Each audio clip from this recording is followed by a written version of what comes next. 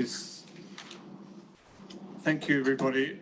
I would like to welcome people online, and please a reminder to councillors that the microphones are reasonably sensitive to the meeting of the Audit and Risk Committee of today's date. Please, I'd like you to stand for the council prayer.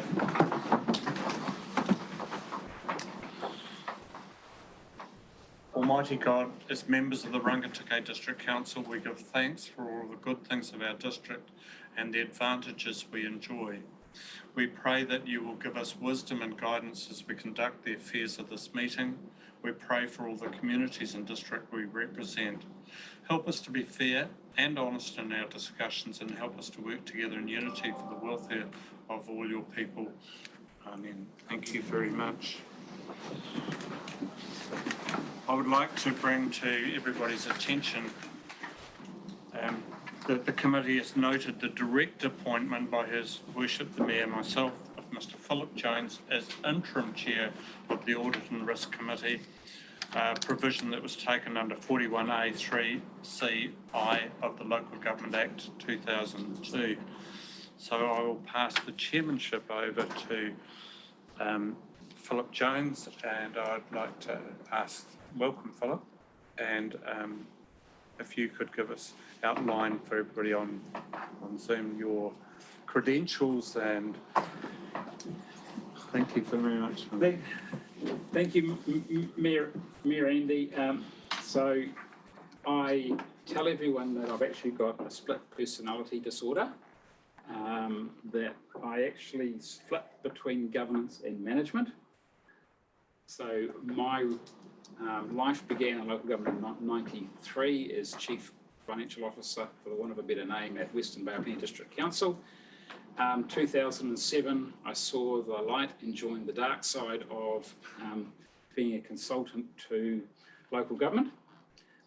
But the last triennium, I was either a member or chaired 10 risk insurance or audit and risk committees, or performance audit risk committees, or finance audit and risk committees across the country. So that's a little bit about my credentials. I also advise a number of councils on risk specifically as well, so that's generally my focus. Thank you. With your permission, Mr. Chair, I'd just like to add to that. I have been on council for a little while, obviously, and Philip has previously briefed us on fiscal responsibility, pinching into audit and risk in these areas. We thought that it was a great opportunity to use your expertise. You're well known to us, and we will, councillors, go out with a process around looking at future chairmanship of audit and risk. And that's a process where we will look to go to the market and looking to receive some advice and process around how you would see that being done in the future. Thank you. I'll pass back. Thank you.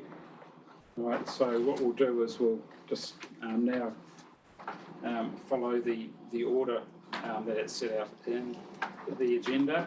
I don't see, I think all the elected members who are on this committee are here, so there's no need for any apologies. I don't see a need been informed of any public forum. No? I have a potential apology where I may have to slip out briefly, yes, for a civic event. Hopefully it won't impact. Thank you. Conflicts of interest. This is a requirement that we consider, that does any member, particularly those members of the committee, have a conflict of interest where there is a decision where they actually have a conflict of interest. Are there any conflicts of interest on the agenda? There are none. Confirmation of the order of business. I'm happy that we proceed as outlined on the agenda, unless anyone's got any specific items they want brought forward. Also, just on terms of process, it raised my philosophy in terms of non-members of the committee. I'm very happy that you just participate asking any questions as if you were a member of the committee. The only issue that I have is obviously you can't vote or move a motion, or if we need to debate a resolution, that you obviously can't participate in that. My chair style is probably a little bit different. I like to have the item presented by staff. I'll give them a bit of a heads up. Just take the paper as read. Is there any items of highlight or further information? Then open it up for any questions from the committee or other councillors in the room for specific questions. And then someone move the recommendation, debate the recommendation, and move on. That's just the way and my view on, particularly an Audit and Risk Committee, it's getting the information out of a staff member's head into your head. That's the aim of the, and also that you are getting assurance that things are well within the organisation, and from a risk, particularly from a risk perspective. So that's just the way I like to chair the meetings. So I hope that meets with everyone's expectations.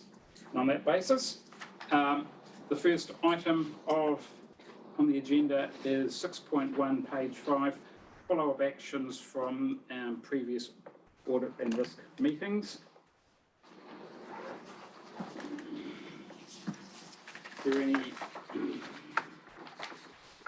So that's on page 5 of the agenda. Is there any questions, clarification? Take the report as read.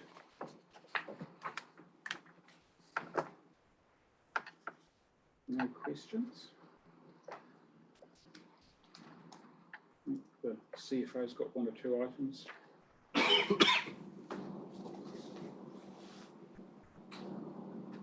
Anything comments, Mr. Chief Executive? None for me, Mr. Chair. Thank you. I might just, if I may. Sure.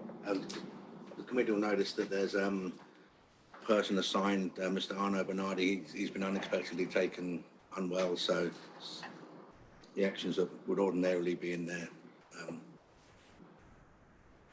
the delay in some of the things that are in his desk. Okay, thank you.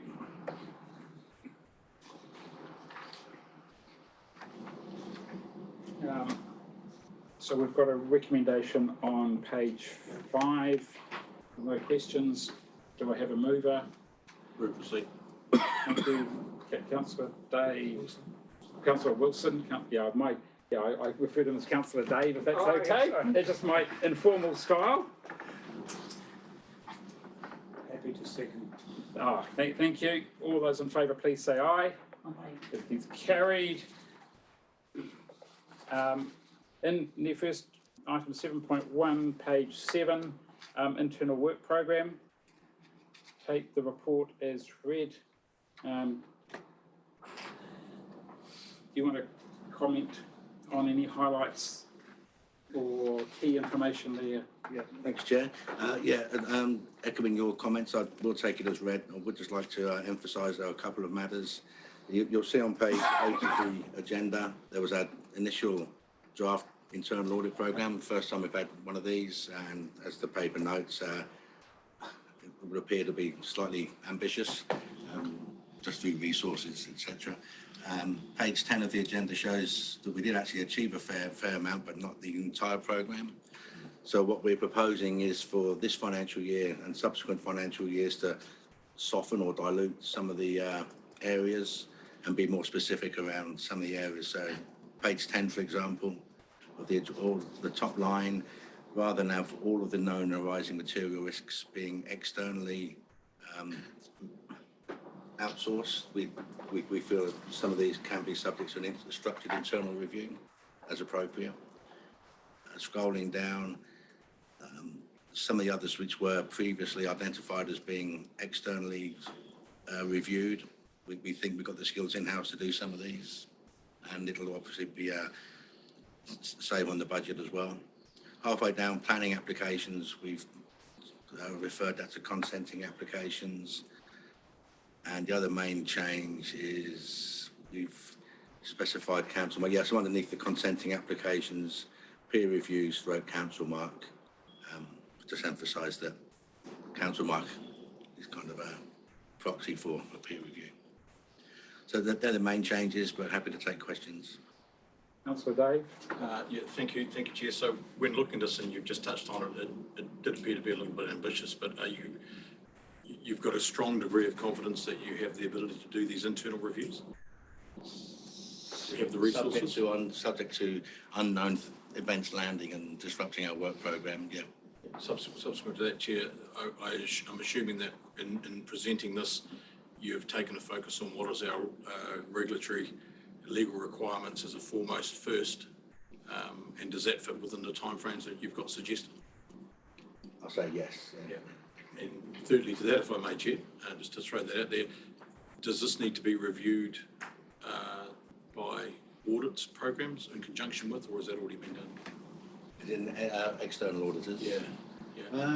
Is there something that goes to them for review or anything? Is that required? If not, They'll probably have an interest in it, but it won't impact on their review, on their audit of our annual report. They'll like to see that we do have some structure in place for risk management in terms of actually affecting our annual financial statements. More of a peripheral interest as opposed to an interest.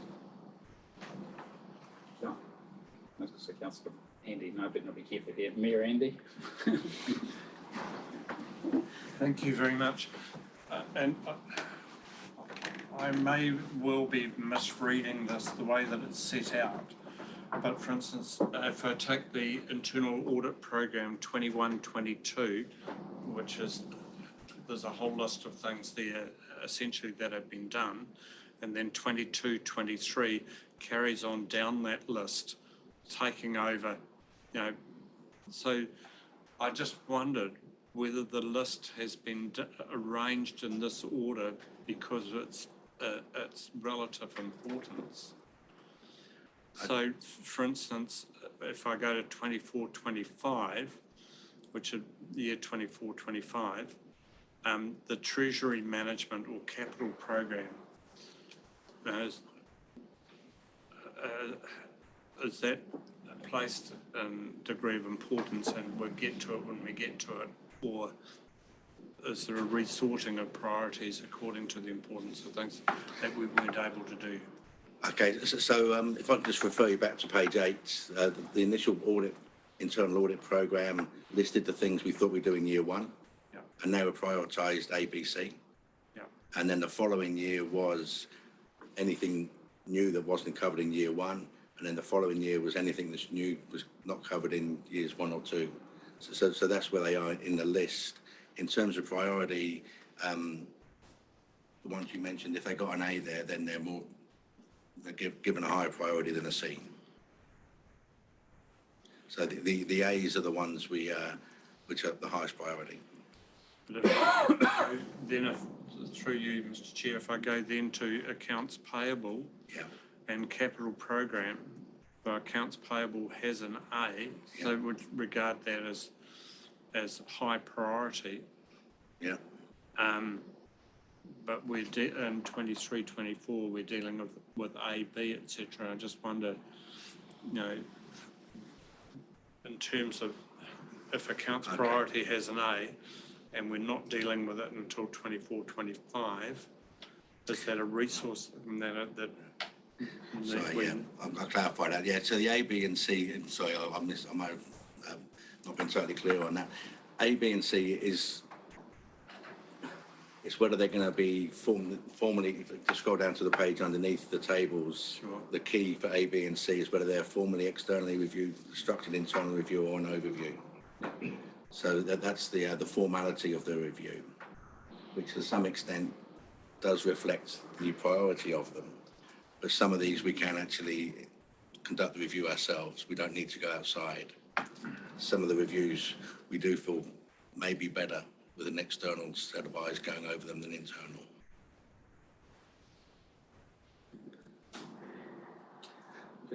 Yeah, I've actually got a slightly different view. Because no further questions, my view on internal audit would be reviewing it, the program, at least every 6 months. Good practice. You know what's coming up, but it also, more importantly, should actually link to your strategic risk management framework. So you should be identifying what risks do we have, where's the priority from our risk register, then what assurance do we actually need to make sure that those controls are operating effectively, and that also should be driving the internal audit program. This is a suggestion going forward.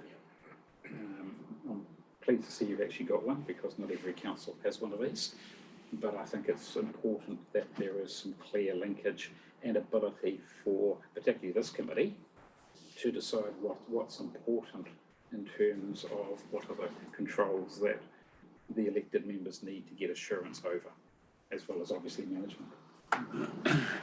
Yeah, thanks for that.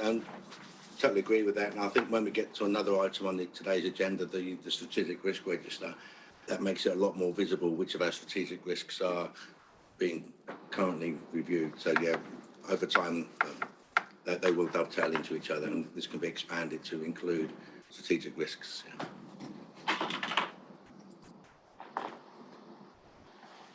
Yeah, thank you.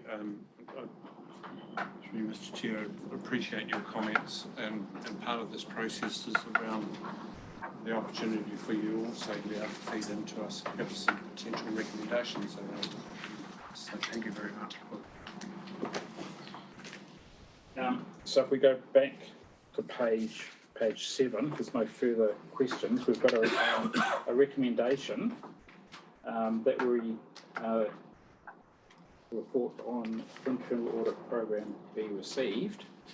My question, just last question on that, when would this be a standing item on the agenda? Would be appropriate at this stage that we just received the report, and maybe, sorry? I'm happy to move that. You're happy to move that, Councillor Fee, all right? Do I have a seconder? Thank you, Councillor Tracy. Any further discussion? All those in favour, please say aye. Those against, carried. Next item is a health, safety and wellbeing report.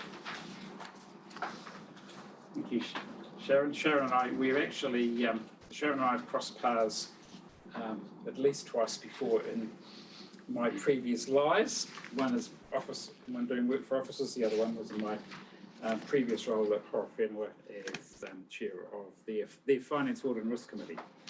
Thank you, Sharon. Thank you, Mr. Chair, and good morning, everyone. I will take the report as read, but there are some highlights that I'd like to draw your attention to, as well as some additional information. So for the benefit of our new members, this is a standing item in our audit and risk agenda, and the key things we do as part of this item is present the monthly dashboards since the last meeting, which detail our incident, near miss and hazard reporting. We also talk about the health, safety and wellbeing work program, in particular those areas and what we're achieving that supports you all to achieve your due diligence obligations. So there's 3 of our dashboards attached to this report, and they are the dashboards for August, September and October. The key things to note here are that there were no notifiable serious harm accidents or incidents, so nothing notifiable to WorkSafe. We did have 1 new hazard identified, which was eliminated, which is a good demonstration of our process in action. You'll note that the most common category on our dashboards on the pie chart is slip, trip, fall. So at this point last year, the most common categories were abusive behaviour and vehicles. I had a look at the numbers from last year, and the reporting numbers for the behaviour and vehicles is about the same. So what that shows to me is that we are getting an increase in reporting of slip, trip, fall incidents. And I'm not suggesting that there are more incidents. I think they're just being reported more, which is really pleasing because we've been trying to drive more reporting. And just in terms of the health, safety and wellbeing work program highlights, you'll see from my report that there is a lot going on in this space. And that work is designed around driving progress with our transformational health, safety and wellbeing strategy. And those those key activities really focus on the wellbeing of our staff, improving our tools and frameworks, and training and education. So I'm really happy to take any questions. Councillor Dave, then Councillor Fee. One quick one for me, the incident that you had brought to your attention, that sounds great, you were able to eliminate it. Without going into too much details what that incident was, at what level of the organisation did that come up from? Did it come right back down from our ground level, taking it up through the organisation to a point where it could get eliminated? Is that how it went? Yes, that's correct. Actually, it came from our staff, and it came accompanied by a solution, which was discussed at the Health, Safety and Wellbeing Committee at the same time as that solution was being implemented. So initially it was minimised whilst a permanent solution could be worked through, and it's now been eliminated completely. And that has been fed back down to our staff, and they're extremely happy with what we've done.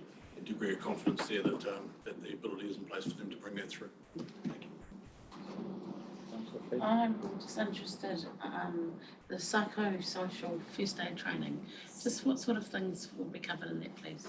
So that's it's mental health first aid training, or also psychosocial first aid training, and that's aimed at our leadership team and those health, safety and wellbeing representatives who would like to take on that role.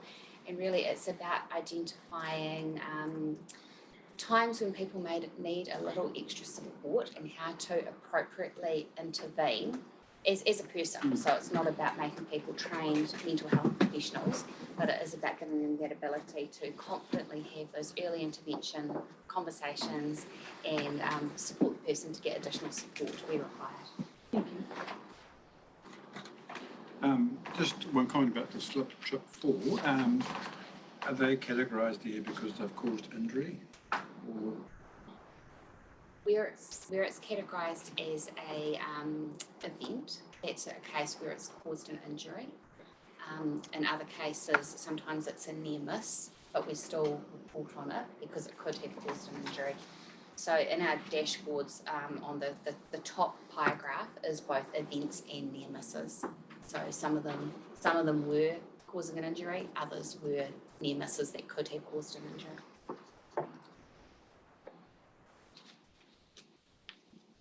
Any other questions? Sharon knows what's coming next, I can imagine. We talk about, this is good reporting in terms of what's happening, but what about the stuff we don't know about in terms of, one of the things that I actually like to see is, what's our top 5 health and safety risks and where are we in terms of that trajectory? Because it's, to me, risk management is about a journey, not the destination. And the same certainly with health, safety and wellbeing. It's you'll never arrive. So where are we, where's the trajectory heading? I know you've got a really good work program, but to me, one of the top 5 risks is it changes within councils is us consultant, contractors and outside work, etc. You just need to look at what's happened to some other couple of councils where there's been a failure to monitor a contractor, and while we have relied on the contractor's health and safety plan, that in hindsight was found wanting, and council is, particularly the chief executive, potentially could be in the gun. That's the last thing we want to happen. So where are I think that would be a useful discussion. Whether you want to, either the chief executive, or you want to comment on that. Yes. So I'm happy to respond now. So at the moment, I accept that a lot of our reporting is based on lag indicators. So we'd be assessing what's happening based on what is getting reported to us.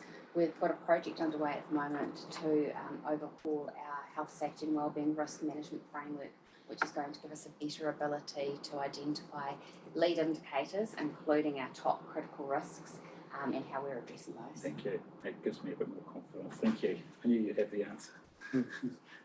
But I think that's really important that elected members understand that it's not just about what's happened, it's about looking over the horizon and saying potentially what the big risk that I see in local government is stuff that we should know about that we don't know about. That's what keeps me awake at night. All right, thank you for that. Are there any other questions, comments? we've got a recommendation on page 13. Do I have a mover? Councillor Fee, do I have a seconder? Councillor Tracy, all those in favour please say aye. Aye. Is carried. Thank you, Sharon. Next item is our very brief report on page 20, insurance update. You want to comment? Thank you, Chair. Yes, the next couple of reports have been drafted by my finance manager, who's not able to join us today, so I'll be speaking on his behalf. So if there's any detailed questions, I might have to get back to the committee. But basically, you can see there we had a minor insurance claim so far this financial year. No, Sandy. Oh, sorry. Yep. Andy? The question from me, and I'm pleased that the post was not harmed. However, we had a meeting with our insurance broker over the last year, and I thought that we were in the area of wondering whether we should actually be insuring for minor events like this. And I thought that we were going to progress to say that we would not be carrying insurance for events of this nature. Or had I misunderstood it, or have we missed a gap in this process? No, we certainly increased the level for some policies. Whether it related to fleet, I'd have to get back and confirm that. Yeah, because it just seems to be of such a minor nature. I'm just wondering whether it's something that we just accept, and so it's not an insurance matter, it's just a cost factor. I think in response to His Worship's question, as part of the operational cost savings in the long-term plan, we did look at items of insurance, which, you know, the insurance market was quite hardening a lot and more difficult at the time. One of the options we considered was effectively self-insuring our fleet. That was considered. The analysis was done, and if I recall, was shared with council, and we decided to maintain, on the advice of AON, our broker, to maintain fleet insurance. So I'm pretty sure that's my recollection, that certainly the analysis was done. I think what we could do as we go into future insurance, and I wonder if the update could perhaps look at more the strategy of insurance in future papers, Dave, is that we look at other alternative options. For example, could we self-insure for the first 50,000, and after that we can make claims? And we've not had that discussion with AON, but if I could suggest that this might be of interest to the committee in this section. A subsequent question to that, would our broker have a perceived conflict of interest with regard to this in terms of advice, because they're taking a commission from the brokerage? Can I speak to that? I've actually got a session with Aon on Friday, and Aon, generally my understanding is they actually take a flat fee, so they don't actually take up a fee as a percentage. The larger the insurance bill, the bigger their commission. It doesn't work like that there. I understand that there is a flat fee. I also understand it's also arranged through your local authority's LAS. But I think the Chief Executive's raised a really good point, and I think probably on your work program, it would be really good to actually have a debate. And I would suggest you want that debate wrapped up no later than September next year about what is the appropriate level of insurance before you actually then go to the market to actually get that cover. That would be the appropriate mechanism, and you can actually link that through to your cost savings and your plan, your claims history, what are the risks, where are the likely claims likely to come from. And so you had a question. Yeah, just on the insurance one, surely something like that minor, you would look at what your excess was and decide whether you claim or not. So if it was $500 excess and it was a $250 bill, or if, you know, I don't know. I thought that would be normal business practice, really. Fortunately, vehicles, even a minor ding costs a lot of money these days to just replace the part. Getting parts is. Okay, I had Councillor Simon and then Councillor Dave. Don't take Simon. Just bed backbone buildings and insurance level for those. What sort of insurance do they have, if any, from public liability? I forget back, I don't know, I'll get it on my head there. So if we pause, Mr Chair, I think so that's an action. So Mr Council, we'll take that as an action, so we will document that and we'll respond to yourself and other councillors typically by email. Councillor Dave. Quick one for me, and certainly, Peter, yes, we did look at that, as you explained, and did come back to council. We decided to keep that as part of a discussion last year. So this insurance is reviewed yearly, is it? Is there consideration to extend that out with an insurer, and does that have any advantages to us? It may or it may not, to extend the term out with the insurer. Whether or not that has some advantages. And the other thing which sits in my mind is when do we look at the loss of, potentially the loss of our 3 waters and the reduction in our insurance cover that would come with it? What does that formulate further on? There's a couple of things in there I don't know. So as the Chair mentioned, our insurance is a group deal that we have with one or two Honganui LAS, and so we work with all the councils in our region and I know a LAS representative actually goes to London every year. It's been limited by COVID, but they went this year to negotiate on behalf of LAS council, so we get a better deal through that. We get a better deal, but the flexibility needs to be the consensus of the member councils, of course, and this council is a member as well as a director of LAS, so we do have a say in how that goes. With regards to 3 waters, yes, it will be something that we will be working through the transition process. What is LAS? Oh, thank you. Sorry. Oh, yeah, good question. Yeah, sorry, councillor. Yes. LAS is a local area shared service. They're quite common throughout New Zealand. So Bay of Plenty have one. I'm just trying to think of other areas. Waikato. And that's so all of the councils in the Horizons regional catchment, or regional council catchment, with the exception of Palmerston North, are members of the LAS. And the purpose of LAS is to identify where effectively group savings could be made on various projects and where we could have a mutual benefit. So an example would be, a big example is insurance. We have other things on postage. We have training for staff, and so all of the LAS staff get together and get to interact on a regional basis.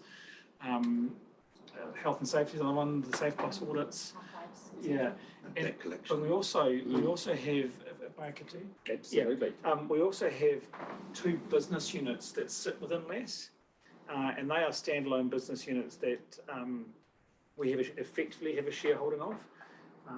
That shareholder, well, those business units are an organisation called Debt Management Central.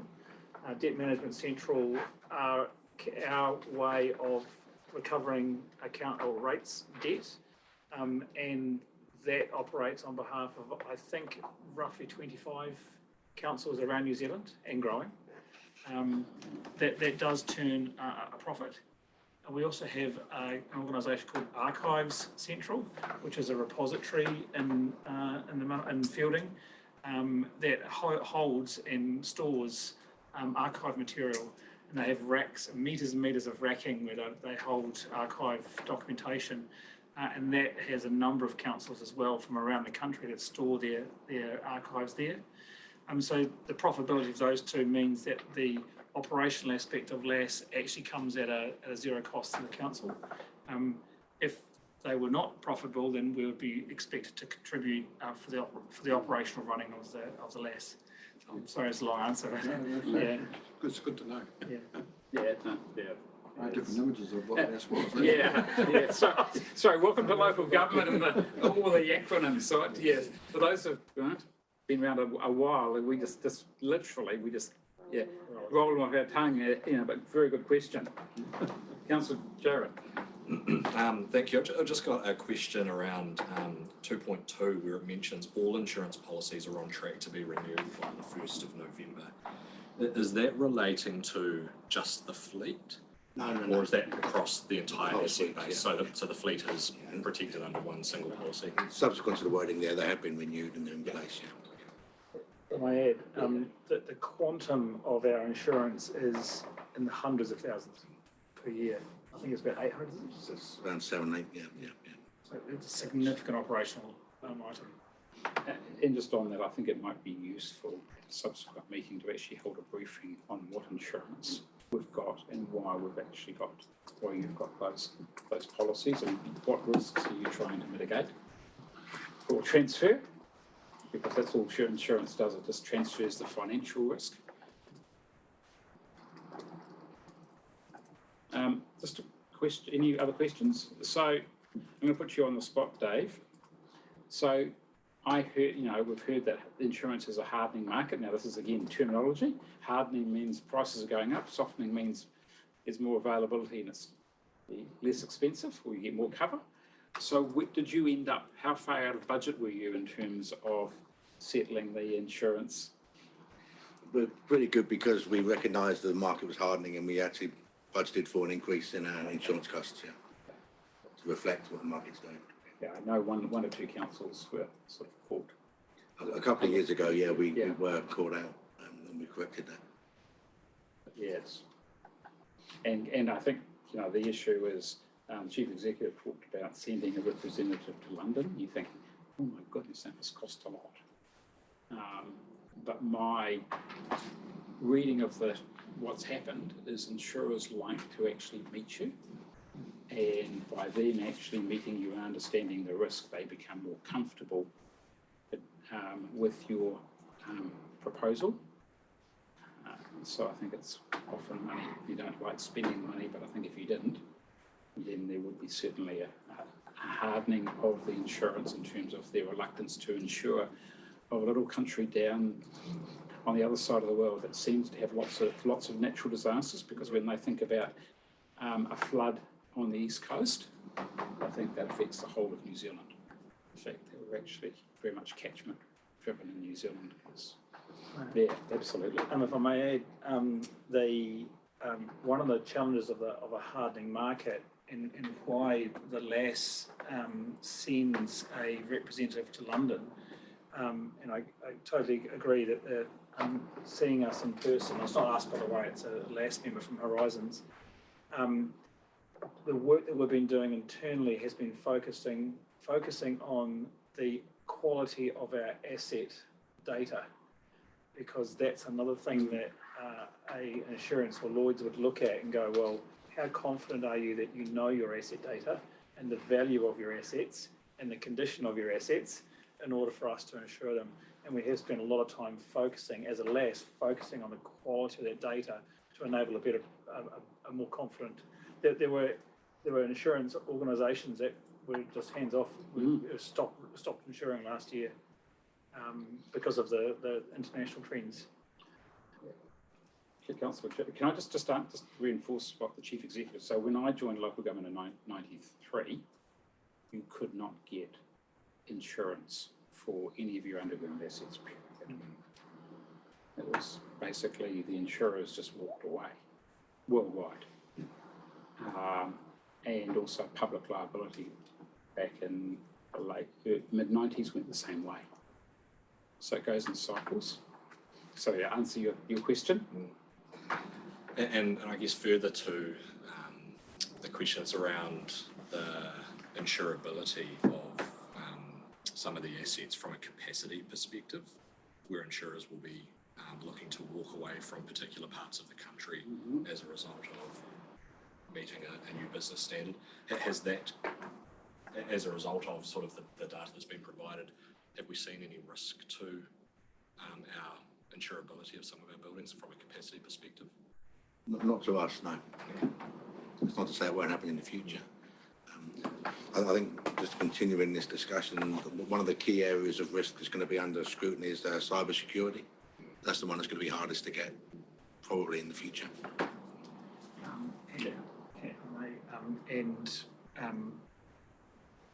Assets that are close to sea. So anything to do with sea level rise and tides and the like, coastal inundation. Yeah. So I in terms of cyber, I was aware of some councils that didn't have cyber insurance. They went to try and get it post the Waikato DHB issue and they couldn't get it. So if you've got it, you're lucky. If you didn't have it, you're out of time. So that's how fickle the insurance market is to a claim. Does our LAS area have an insurance profile? Like, are we considered a good risk, our area, because you've got earthquake and flooding and X, Y, Z, compared with East Coast, for example? Do we have a profile? I might have to take that one on notice, Councillor. We have just got the summary report for this insurance year, which starts 1 November. I haven't read the insurance broker to go through it in detail. So can I take them on notice? And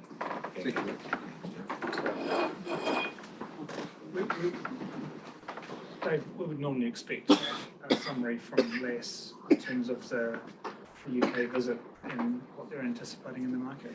yeah, we've got all the premiums for this insurance year. Yeah. So they can provide an update to Yeah. That would be useful for the committee. No further questions. So we've got the recommendation on page 20. Do I have a mover? Thank you, Mayor Andy. Do I have a seconder? Thank you, Councillor Dave. All those in favour, please say aye. Aye. This is carried. Next item, again, you're going to delegate up. It's be delegated up to you. I certainly will. I'm conscious I've got an ex-banker in the room, so I have to be careful. Yeah, again, take it largely as read. I think I may have mentioned before our debt levels are not the four ratios referred to in section 3.1 for new elected members. That these are those ratios that are used by the local government funding agency, LGFA, it's referred to. That's where we get our debt from. We don't have to. Maybe you might want to explain to the new councillors that another four-letter acronym, LGFA. So local government funding agency is an independent organisation that was put together a few years ago as an option for councils to use to secure debt.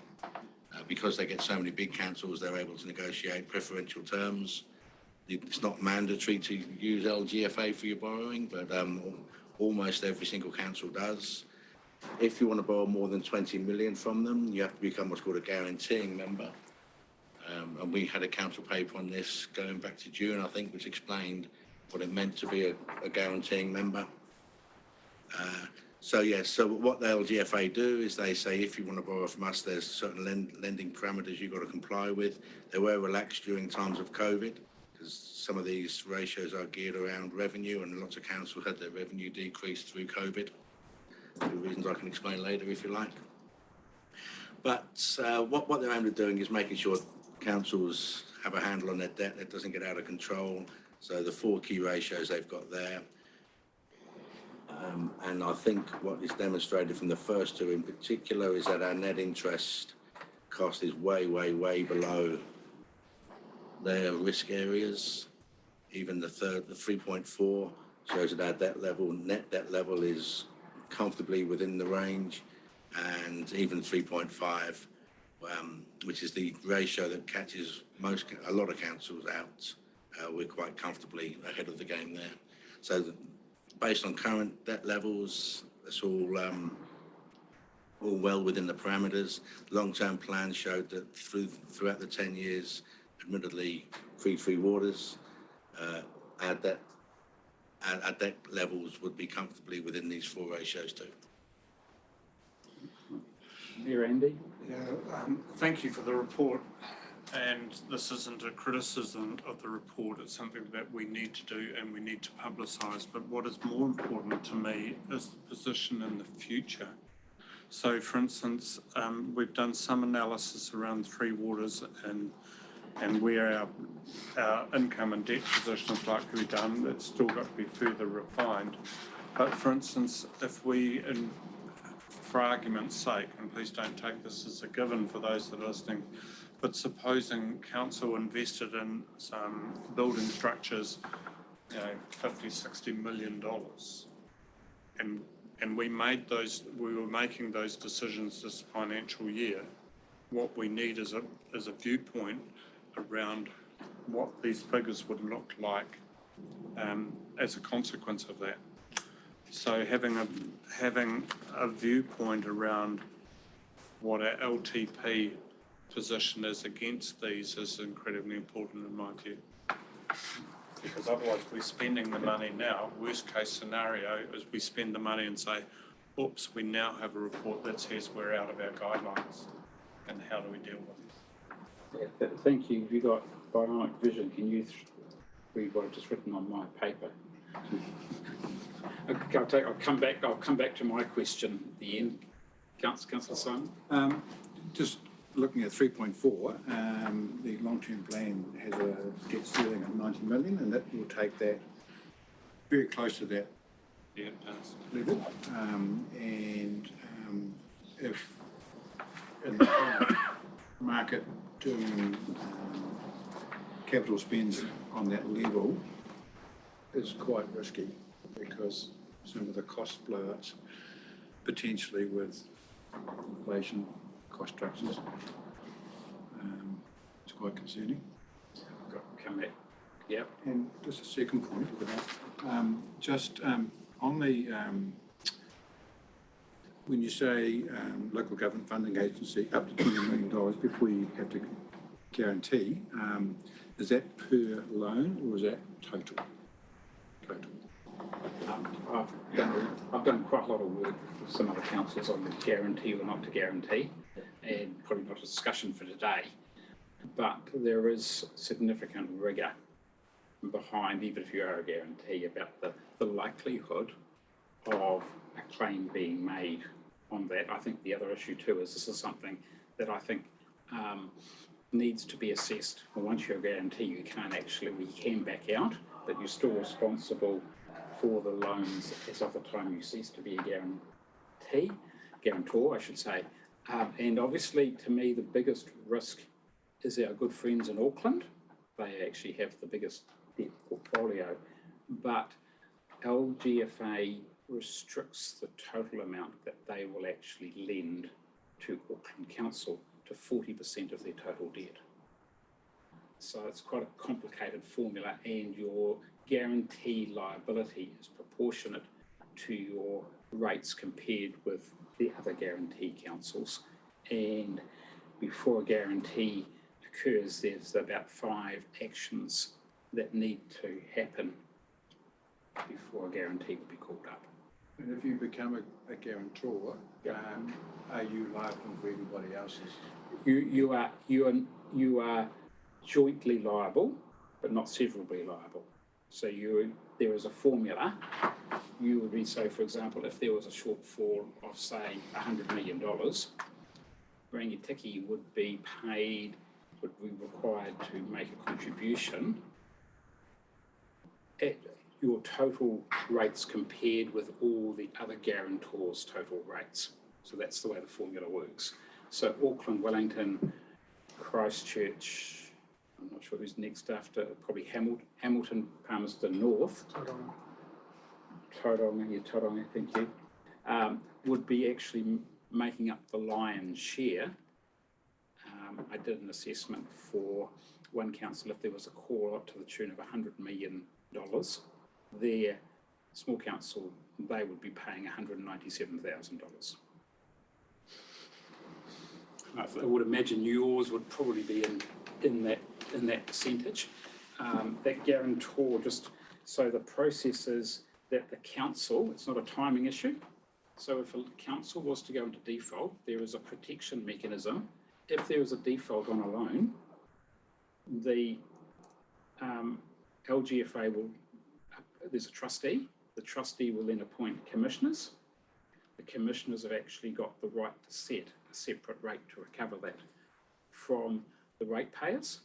If that's not met, then LGFA have got some unused cash which they would then use to top it up. They've then also got uncalled capital, so they would ask the shareholders, including the government, to pay for that. Then they would actually come and ask the guarantor. So there's a number of events. You would actually have to see a local authority fail and have the inability to rate into the future. So worst case scenario, that there was a series of volcanoes in Auckland, and Auckland actually then wasn't viable as a local authority, that Auckland couldn't pay its debt back to LGFA. That's to me is about the only scenario that I could actually see happening where a guarantee is likely to occur. Those of you got long memories may remember there was a local authority that failed in the 1920s, and that was Thames Borough. So the risk is there, but it's relatively small. We've got fairly close to it with Kypro. No, not with Kypro.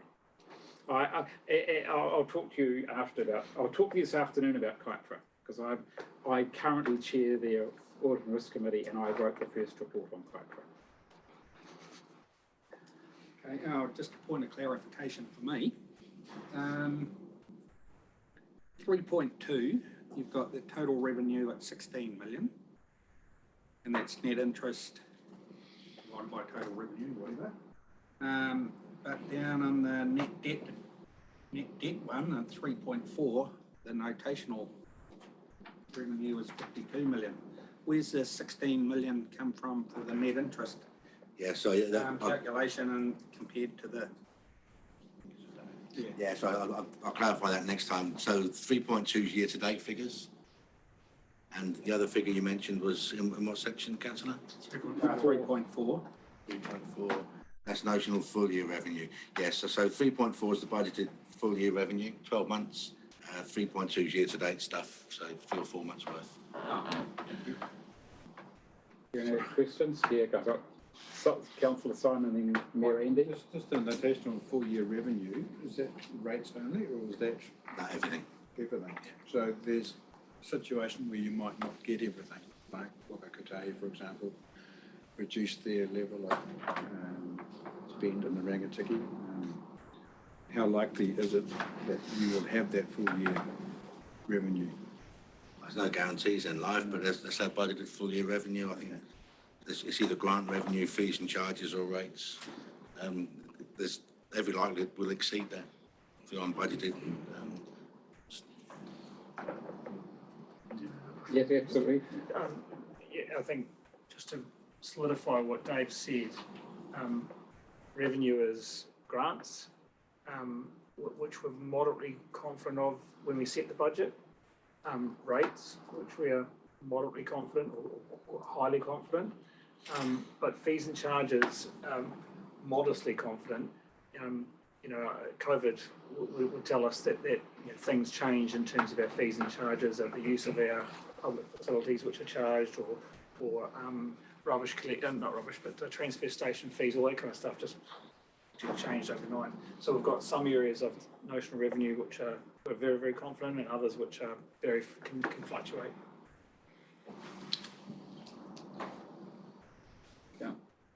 Mayor Andy. Just my understanding, and I think that I'm right, is when you read this report, this is attributed to our own policies around fiscal management. It's our treasury management document, and it is a very conservative document compared to other districts. So the lending limits that are in there,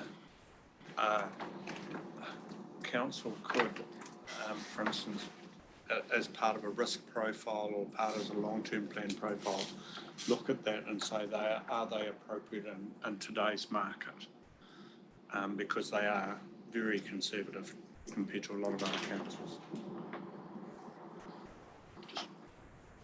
Just one for me, through you, Chair, and coming back to Andy's original comment and that from Councillor Loudon as well. With regards to our capital spend, at what stage would we see an indication of a change in these profiles, and how would we see that reported? I'm just looking at this document here, and it's a flippant sort of analogy, but I mean, if you read this, all is well at the OK Corral at 10 to 12 before the shooting starts. So how do we report? Much like Andy said, some future ball games. Where do we get a heads up to say, hey, now we've committed to these significant projects, whatever they may be. Yep. This will look like this in a few years' time, or just wondering where we can see that. Again, have you got very good vision, have you? Have you seen the movie? No. Can you see what I've written on my papers? Really good question, Councillor. Okay, so I'll comment on that. So the long-term plan shows that our budgeted capex for the next 10 years before Three Waters kicks in satisfies all of these ratios. So the risk I think you're talking about, Councillor, is where they get an unbudgeted big capital spend kicks in. That needs to consider these. We mentioned, I think last month, that all of our papers that come to council now for decision are going to have 2 new sections specifically addressing impact on strategic risks and financial implications. So if, for example, our PMO office came with a want to spend 10 million on the building, that impact on financial implications would specifically address what it does to our overall debt portfolio. I understand where Councillor Day is coming from, and maybe we might have an offline discussion. I've actually got some options here. I think Councillor Day has actually raised a really good question, and I certainly will want to see some trend lines. I would want to see, if I was carrying on in this role, that you actually see this is where we are at the moment. This is our expected position over the next year, with an indication based on your LTP, what's likely to be over the next 2 or 3, and any significant changes to those assumptions, including interest rates, because interest rates have gone up a little bit in case people haven't noticed, but also, as we've talked about before, is you budgeted 10 million and you now need to spend 12 million to do the same, so that also should be reflected in your trend line as well. Just a suggestion going forward to staff, which then I think would help Councillor Dave with his question. Yeah, thank you.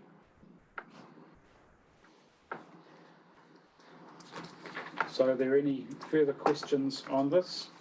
So we've got a recommendation on page 22. Can I have a mover? Mayor Andy, do I have a seconder? Thank you, Councillor Dave. All those in favour, please say aye. Those against, carried. Next item is our annual report progress update. Yeah, absolutely. Well, if you want to talk on behalf of Audit New Zealand, go for it. Thank you very much. We've attached the audit plan more for reference as opposed to any detailed discussion, although happy to take questions on their behalf. There is an update. There is an update to the commentary that's attached to the papers. We just got advice yesterday from the auditors that they want to meet me tomorrow morning just to look at the deadline. As you can see from section 2.2, up until now, and the audit plan said we were aiming for a 15 December sign-off. For various reasons, they want to talk about whether we can and whether we should slide that into post-Christmas. So I'll have an update for you tomorrow as to the outcome of that discussion. Some of my staff are quite just wanted a bit of comfort around that, and my response was it's not that big a deal. Chair, you may have differing opinions, but I'd be happy to hear what you think the impact of that would be. Thank you for the invite. You're not. All I'll say is you're not alone. I was aware of one council that I met with informally yesterday, and they've been told by the auditors that don't expect an audit opinion until June next year. Okay. I am aware. Where are we? No, they would have. There's one council now who hasn't signed off last year's annual report, And the latest conversation with Audit New Zealand is they don't have a date when they'll even start. Well, they'll start in about May next year for 2021 results. Now, the penalty for not adopting your annual report by the statutory timeframe is you get mentioned in a report to Parliament by the Office of the Auditor General, and you do get mentioned, it is a line item that you haven't met the statutory obligation in your audit opinion. I saw an audit opinion a couple of weeks ago for a council that missed last year's statutory timeframe, and they were adopting yesterday, I believe, that the auditor says that while the council has not met its statutory obligation, this was solely due to the lack of auditors' ability to meet the audit deadline. So the bigger consequence, though, is it actually is a distraction for staff. Because while auditors are actually flicking backwards and forwards, it takes a huge amount of time. So the risk is that if they want to then come and do the audit while you're then in the middle of doing your annual plan or any other financial process, the finance staff are totally distracted by audit. So that's the real risk, in my opinion, is that you're expecting staff to be available to work on an annual plan or some other financial program, and all of a sudden they've now got auditors coming in and hassling them. That doesn't bode well for the CE in terms of managing his staff's workload. It's that ends the sermon. That's unusual. May I ask a question? Absolutely, you may ask it here. Do we know the drivers for the delay? Because in the past they've said that sometimes it's our failure to provide the information, and sometimes, as Philip just said, it's their staff availability, etc. Yeah, so like I said, I haven't spoken face to face yet, just got an email, refers to resources. Their resources. Yeah. But to be fair to them, we may have been delayed. There may have been delays in us providing them information, which has made the time drag on. So I need to find out exactly more. But it's not. They're not saying because we haven't provided stuff, it can't be done. It's a resourcing issue. Historically, we have been guilty of that as a council, not providing information. Since Dave's arrival, he's done a lot of work with his team to ensure that as much information as required as it was up front. I'm sure there'll be a bit of both. Yeah. But they do recognise that the staff have got allocated to our audit are now allocated elsewhere. So they need to hit the pause button. That's why we're talking to them. Mayor Andy and then Councillor Dave. Mr. Tibbs, it might be useful for new councillors to put this in perspective with the size of the account that we receive for audit. Our audit fees, it is tens of thousands. I think it's around 60, 70 from memory, but I'll have to confirm that. I think it starts with a 1. It did it was a couple of years ago, and I think it's because there was lots of delays in that particular year. And then, yeah. I think Carol was saying it's probably the LTP that I'm thinking of. Yeah, a lot. And if I may, doesn't give us much value. Oh, did I say that? Councillor Dave? Just referring to what Mr. Toom said earlier, when I read this report and I saw the time frame, I did have a bit of a wry smile on my face. So I'm not surprised to hear that. Reading through the report with regards to what's identified in the audit program and our proposed responses, the proposed responses largely say we will. And I'm assuming that the we will and the action that we get out of that goes back to the earlier report at the beginning of the page with the process of when we're going to be reviewing these procedures. Do those two, my assumption is that those two link back to each other from the audit, our response to audit. Lots of it says we will do these things. Where do we see that they have been done? So where does that report back to us?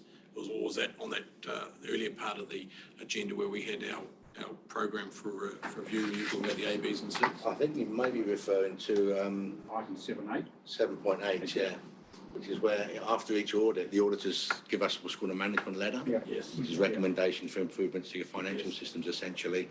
And we go through them and tick them off.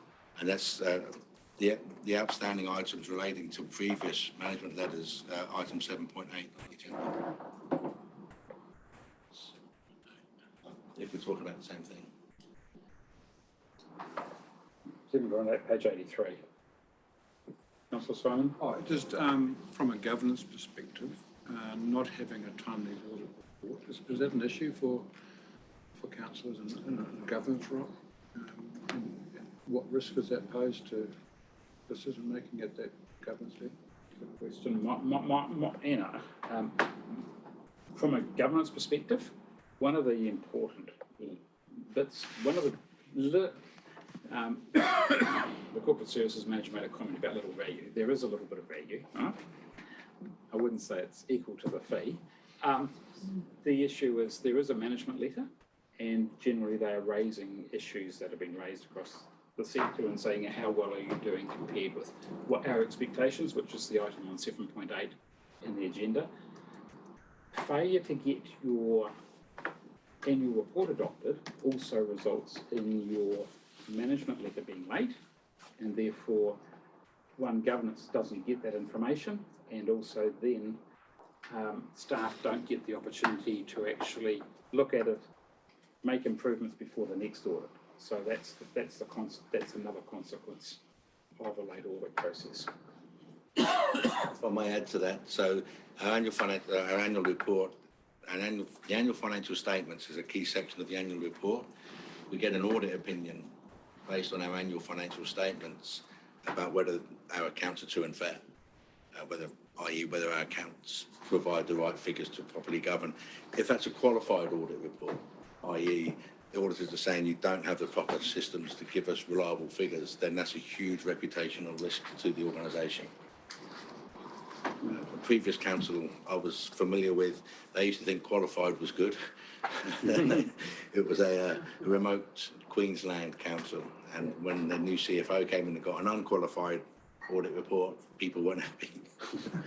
The word now is not actually unqualified, it's a modified opinion. Modified, is that right? An unmodified opinion. Yeah, so you... I've heard another one, just a bit of tongue in cheek about the auditors. I heard that the auditor, when they issued a qualified audit opinion, was proving that they were qualified to make that opinion.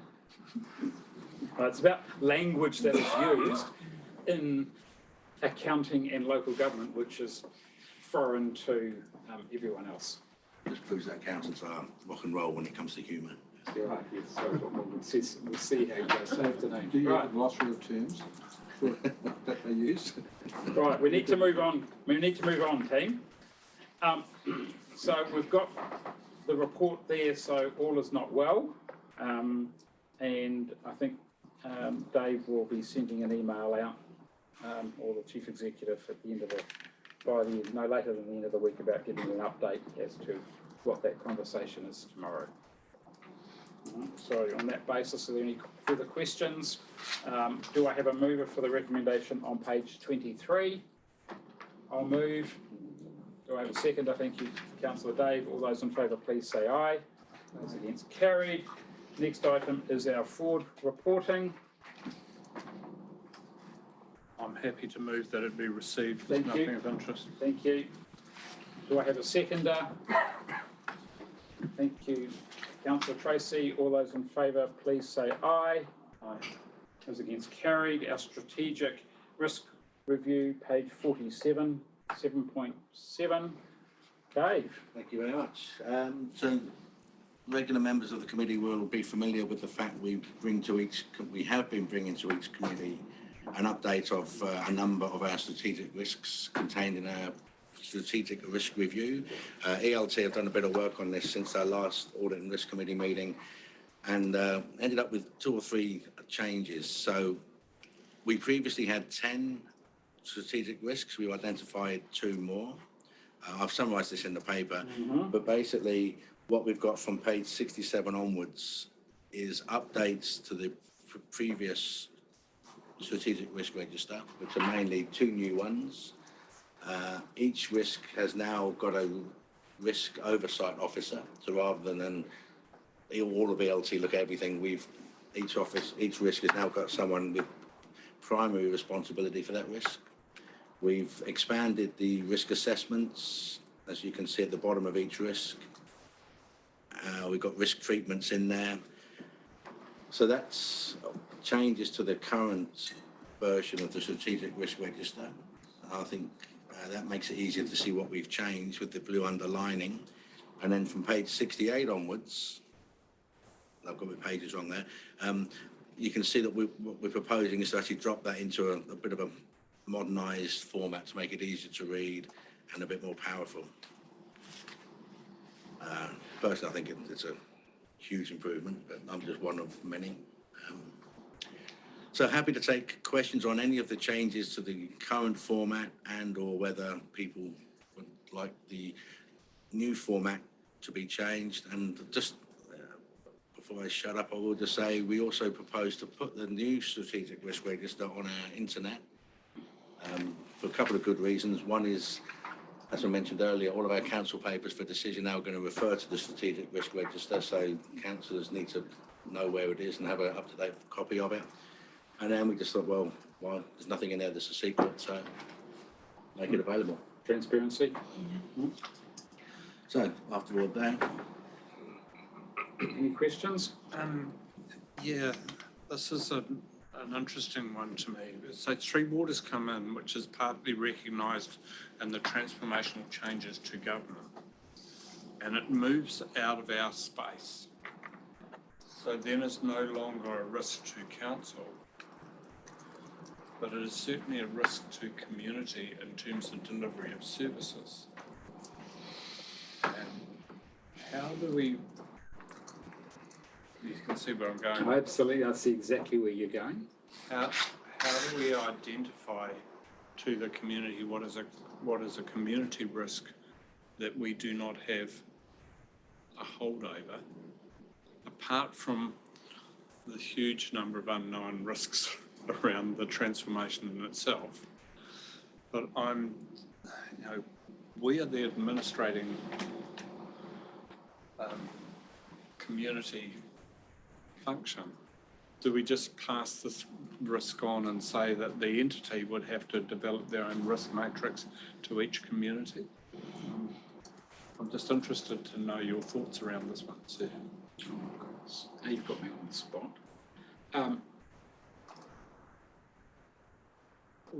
I think that the council represents the community. And one of the things that I actually see here is that we are, if you look at the purpose of local government, it's to promote four well-beings. So to me is one of the, and this is going to be a bit of a long answer, but I'll circle back to it, is to me risk is about uncertainty of your objectives. So what is your objective in making sure that the community is well serviced by infrastructure as a response to the four well-beings? So that to me is where I would actually be circling back, as the saying is, while it's not a council responsibility, you are an advocate for your community. That's one of your roles to look at. So to me is, if there are entities that are actually failing to look after your four well-being, you would be putting that on your risk register as a risk around achieving the outcomes of the four well-beings in terms of what your community needs to thrive. Now, I know it's a long answer. While you're not accountable anymore, you are, you have not a responsibility, but you have an obligation to advocate for your community. So I would be saying is that the risk is that should go on your risk register, that your community doesn't have the appropriate infrastructure to meet the four well-beings. It's not your responsibility per se, but it is a risk for the community. And I can, because of my experience on a little outlying island called the Chatham Islands, that council is not responsible for cell phones, not responsible for power, not responsible for the port, not responsible for the airport, but the council has advocated the government and keeps on advocating to the government to actually have those supplied to their community at an affordable rate. It doesn't feature on the risk register, but certainly features high on the agenda of the council. So maybe that's the avenue to put it on your risk register, but it's not. It's, to me, it's being that advocate for the community. And again, I'd look, to me, the biggest risk is all the government reforms, and what does that actually, and that to me is the number one risk. It's not actually the three waters per se, but what does it actually mean for effective advocacy or effective local governments, and what does that do to our community? Does that answer your question or not really? No, it does, and we have a similar position philosophically. I am quite worried, and I'm prepared to put this on record, that there will be failure of local government because of the changes that are being thrust on us by central government without due consideration of the impacts on the community, on their communities. Well, you can see that in Nelson region with the rural road impact of climate change and whose responsibility is that going to be? And climate change is not necessarily the council's responsibility, but as a central government sort of overlay, but it's a rural road, and where does the responsibility lie? The responsibility for that one through you would still sit with council because it is a council infrastructural issue. It is. So voted direct responsibility. And it will be an interesting negotiation with the community in Kotahi when Kotahi say potentially we're not going to reopen these roads. Well, what they're saying is we're not going to fund the reopening of the roads. That's the discussion, and I see that an increasing risk for smaller communities. If I may, Jay, yes, so the initiative you're just talking about including the government reforms on our risk register, we're sort of 2/3 of the way there, I think. Pages 66 of the current format does talk about changes to government legislation being transformational. It might be easier to read on page 81 in the new format. Thank you. I'm not saying we're totally there, but I think we're addressing the underlying issue there. Yeah, well, you can't address it. You've just got to identify it and manage within your framework, and that's the scary bit. Yeah. And I think the risk oversight officer, whoever she may be, in the future action plan says to continue lobbying. I mean, it's a paraphrased action, but so I just emphasise what you were saying. We're not saying we've done all we can do. It's a journey. Councillor Dave? Well done, Pooh. Thank you, Mr. Toombs. So I think this is a good document. I think it reads really well. What's heartening is to hear that it's the intention to overlay this document on any of our, certainly our significant projects as we have going forward.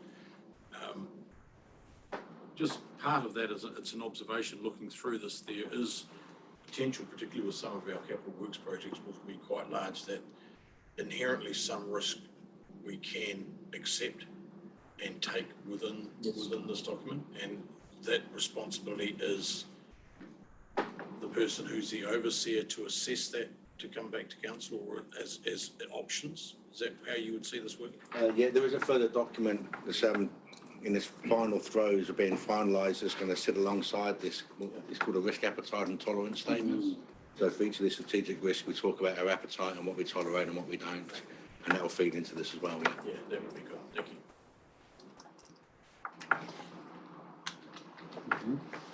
I do like your strategic risk approach, where you're actually saying is which direction do you want to actually move the risk to. Generally you can't you generally can only change either the consequences or the likelihood. It's pretty rare that you actually got the ability to reduce both, but I'm actually heartened to hear that you're going to have a risk appetite or tolerance level. And one of my concerns is, and it's been around for donkey's years, that we are too risk averse as local authorities. We're not prepared to take enough risk. And that comes at a significant cost to the community in either delaying a project or total affordability. And I think that to me is where we can make some significant progress by actually understanding what are the real risks and how do we actually identify those, and do we accept them or do we mitigate them.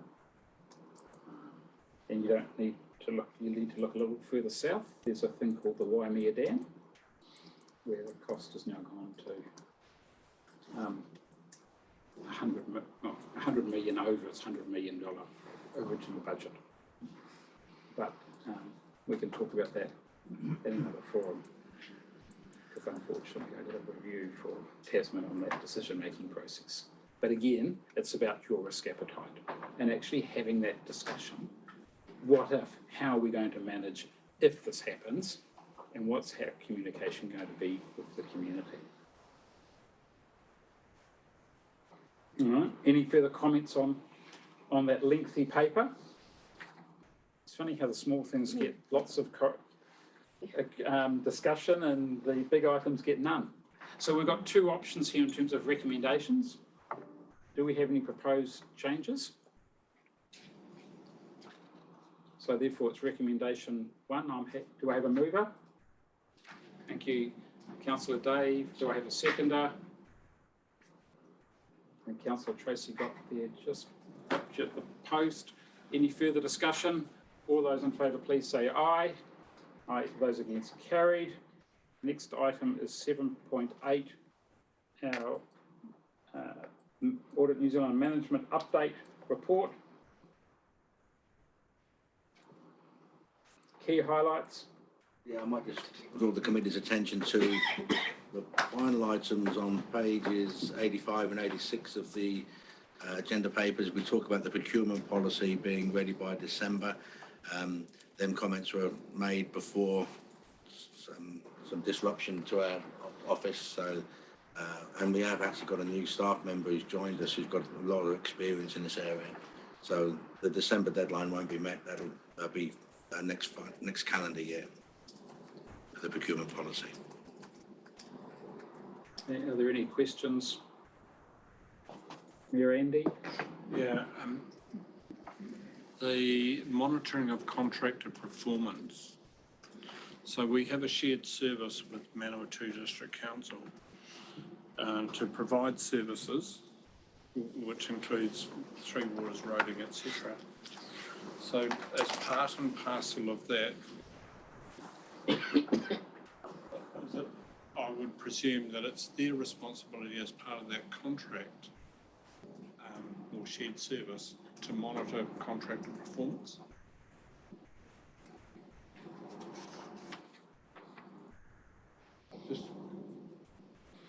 You're asking me or the chief? Like, well, someone. You can choose. I'm delegating. Yes. So the question then is, do you get a report around the monitoring that they have done and their report? Because that's not a report that has by and large has come to council, has it?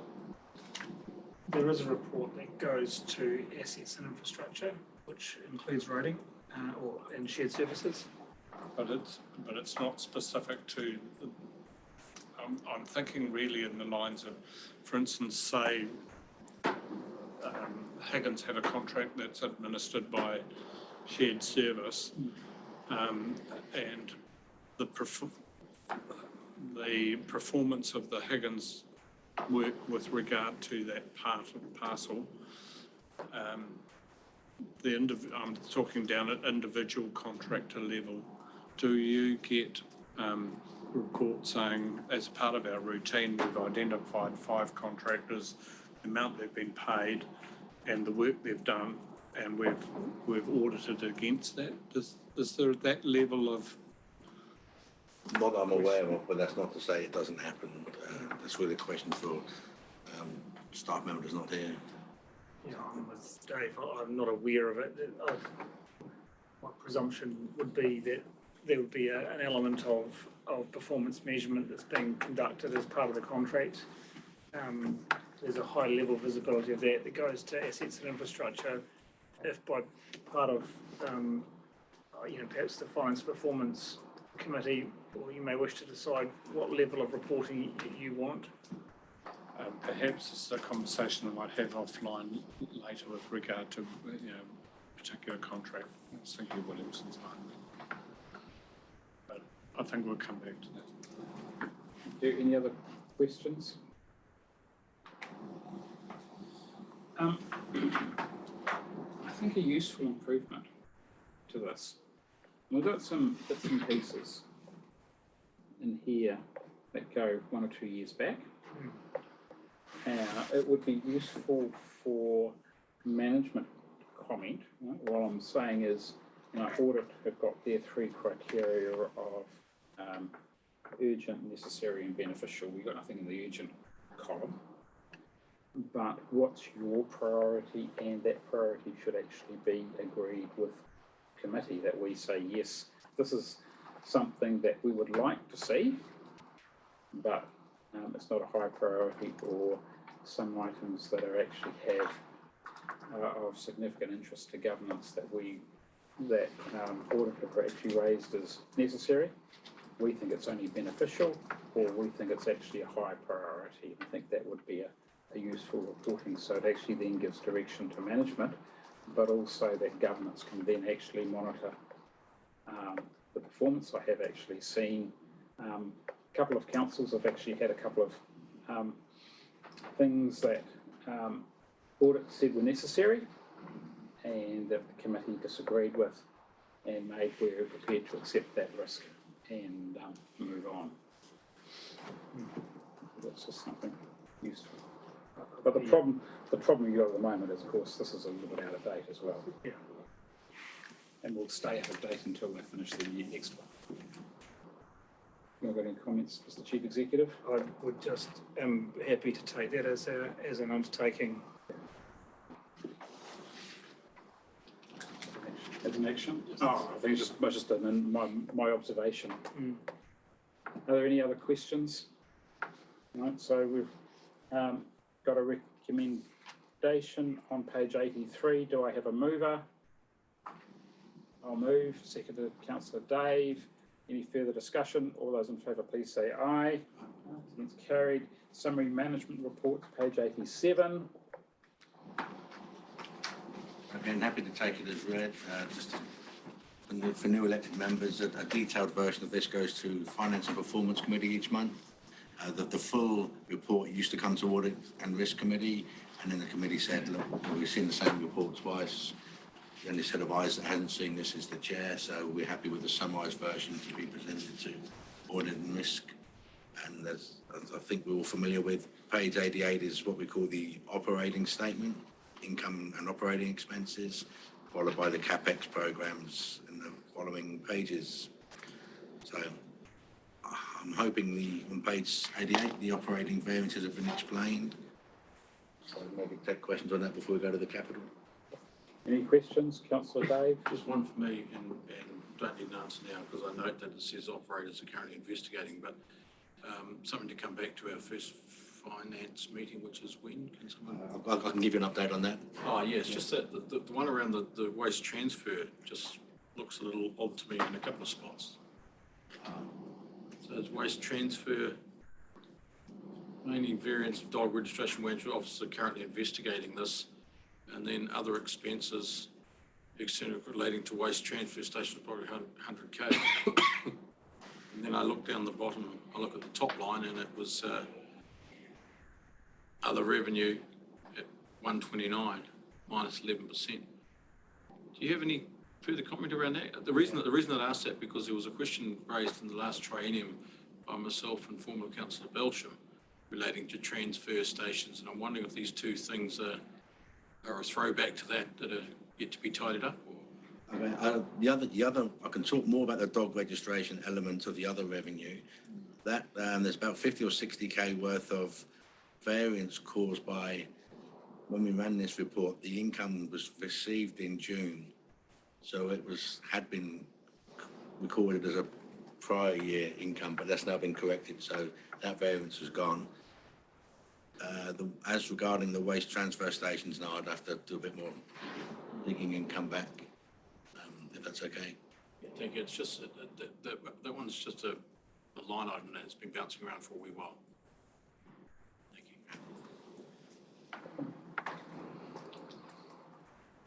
you. Any other questions? I think we'll leave it up to the new chair to actually decide what information is received, but my view is that the role of the Audit and Risk Committee is actually not to receive the financial information, that's the council domain, but the role of the Audit and Risk Committee is to gain assurance that adequate and robust financial information is being received by council. So how they achieve that, I'll leave it up to the new chair to debate. All right, so we've got any further discussion? Got a recommendation on page 87. Do I have a mover? Thank you, Mayor Andy. Do I have a seconder? Thank you, Councillor Dave. All those in favour, please say aye. Audit Committee work program on page 91. Again, if I just provide some commentary, this is a standing item on our agenda just so we can see what officers are going to bring to each Audit and Risk Committee meeting. Thank you.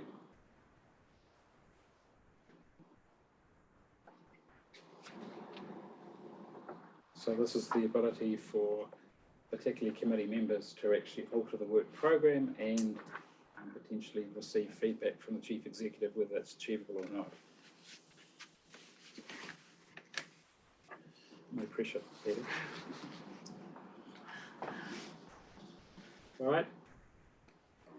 Any questions?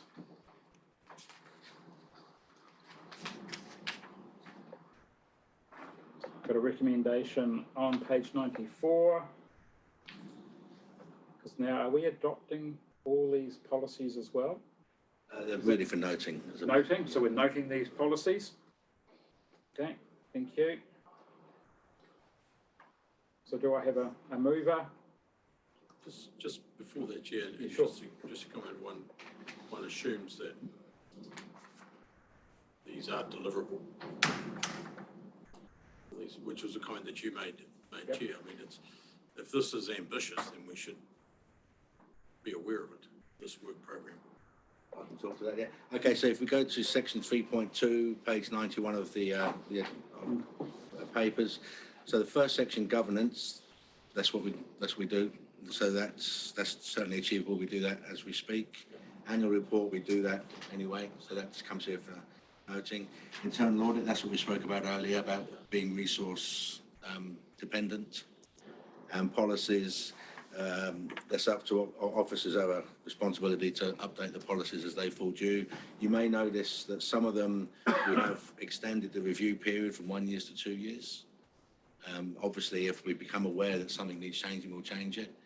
So under the policies, either they're needed by legislation to be reviewed on them times, or it's just best practice and it's part of our key responsibilities. And risk, again, we just make sure we manage our risks. So I can't speak to other officers around the table, but I've got no concerns, although Peter's flagging something. I think the two in there on page 92, which may be of delay. I note fraud, bribery and corruption policy deferred until 2022. I don't believe that's coming to council this year. And the same with the delegations register, which is next review deferred until 2022. I think both of those are 2023 in reality. So from an achievability question from the councillor, yeah. As part of the new triennium, what I have signalled to council is that establishment of committees, that we will be considering asking those committees to consider delegations. They're not financial delegations entirely. It's about areas of responsibility as well. So they may need to be incorporated into the delegations register. So I'm presuming that some of that work may need to come before council.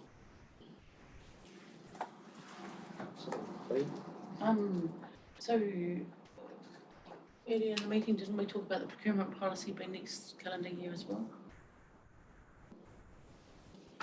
We did. Just wondered if that would be altered. Yeah, what's written there doesn't actually reflect when the draft is going to become finalised, which is where we are at the moment, finalising of that policy. But yeah, I can add some words in there to make it clearer as to when the draft's going to be finalised.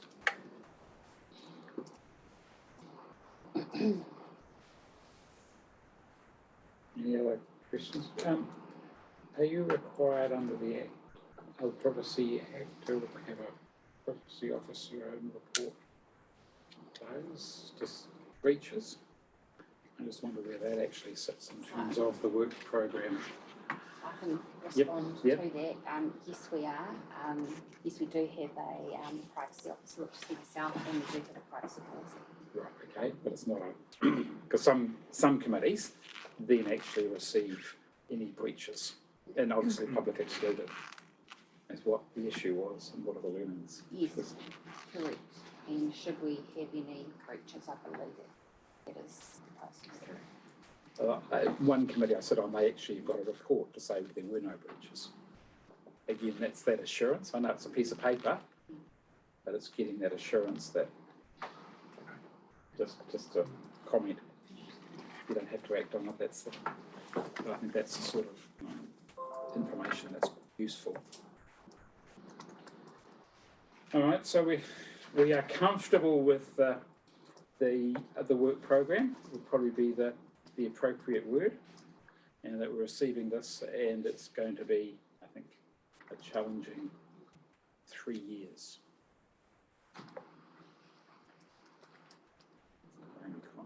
So we've got a recommendation on page 94. Do I have a mover?